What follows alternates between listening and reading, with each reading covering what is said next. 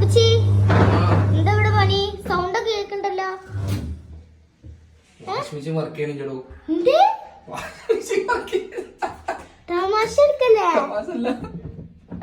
ഞാൻ ഇമ്മച്ചി അയച്ച് ക്ലീൻ ആക്കാൻ പറഞ്ഞു. ഞാൻ അയച്ച് ക്ലീൻ ആക്കി കച്ചറൊക്കെ എടുത്ത് കൊറേ.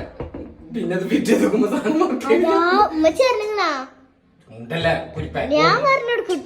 ഞാൻ ശരിയാക്കിക്കോളാം. ഐശു ഉണ്ടാക്കി ഞാൻ പോയി പറയട്ടെ. ഐശു ഉമ്മച്ചി ബാബുച്ചോട് എന്തെങ്കിലും പണി അറിഞ്ഞീന്നാ?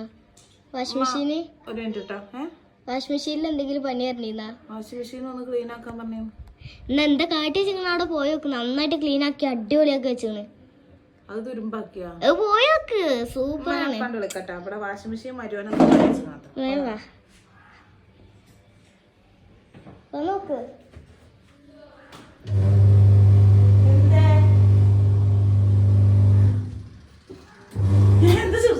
ശുചി ക്ലീൻ ആക്കിയത് ഒച്ച വിനാശിച്ച് ഒച്ച ഉണ്ടാവൂലേ? പിന്നെ സൗണ്ട് ഉണ്ടാവില്ല. വാഷിംഗ് മെഷീന് സൗണ്ട് ഇല്ലാത്ത വാഷിംഗ് മെഷീൻ ഓട്ടോമാറ്റിക് ആണ്. ഇത് മാനുവൽ അല്ലേ, അപ്പൊ സൗണ്ട് ഉണ്ടാവുമല്ലോ. ഓടണില്ല. നമ്മള് കൈയിട്ട് ഇളക്കേണ്ടി ഇരിക്കരെ.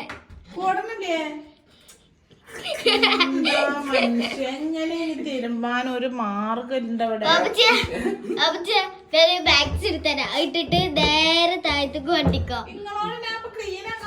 അടിച്ചുകൈ കുമ്പിട്ട് നിക്കാൻ വേണ്ടി അടിച്ചു കഴുകാനല്ലേ പറഞ്ഞത്? ഊരാനാരാ പറഞ്ഞത്? ഞാനത് എന്റെ ഉള്ളിൽ കച്ചറുണ്ട്. അപ്പൊ അതൊക്കെ ഊരിയിട്ട് റെഡിയാക്കാൻ വിചാരിച്ച് നോക്കിയതാണ്. ഇതെന്ത് ശരിയാവും ഞാനറിയോ അപ്പൊ ഇത് ഇങ്ങനെയാണെന്നുള്ളത്. എന്താ വാടിക്ക് ഓടിക്കും. ഇവിടെ അർത്ഥം വിട്ട് കൊണ്ടുപോയത് റെഡിയാക്കാൻ നിക്കണ്ട.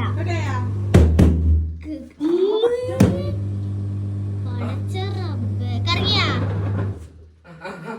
കറങ്ങിയാ അതെന്തോ ജാമായിപ്പോ. അനക്ക് പണിയൊന്നുമില്ലല്ലോ. ഡ്രസ് ഇട്ടിട്ട് ഇങ്ങനെ അളക്കിയാൽ മതി. ഇതെന്തോ ജാമാടോ. എന്ത് സംഭവിച്ച് എനിക്കറിയാം. ബാബുമ്മച്ചല്ലാതെ ഈ ചങ്ങായിനോട് പറയും. ഇവിടെ ഒരു പണിക്കാരില്ല. എന്റെ അമ്മച്ചി ഈ ചങ്ങായിനോട് വെല്ലമ്മച്ചിയുടെ കൂടെ കൊണ്ട് ഓള് ക്ലീൻ ആക്കുമ്പോ ഓളുണ്ടായി നിന്റെ ഒപ്പം. ഓളുണ്ടായിരുന്നേ. ഓളിന്റെ ഒപ്പം കൂടിയിട്ട് അവസാനം ഓള് ഇന്ന ഒറ്റക്കാക്കിയാണ് പോവാണ്. എന്നാ പോയി അവിടെ കിടന്നോ. അവിടെ പോയി കിടന്നോ. നല്ല കാലത്തുണ്ടെങ്കിൽ നേരാക്കാതെ പോയിക്കോട്ടെ. ബാബു ചോയ അവിടെ ഇരുന്ന് നേരെ ഇരിക്കട്ടാ. ഒന്ന് പോയാ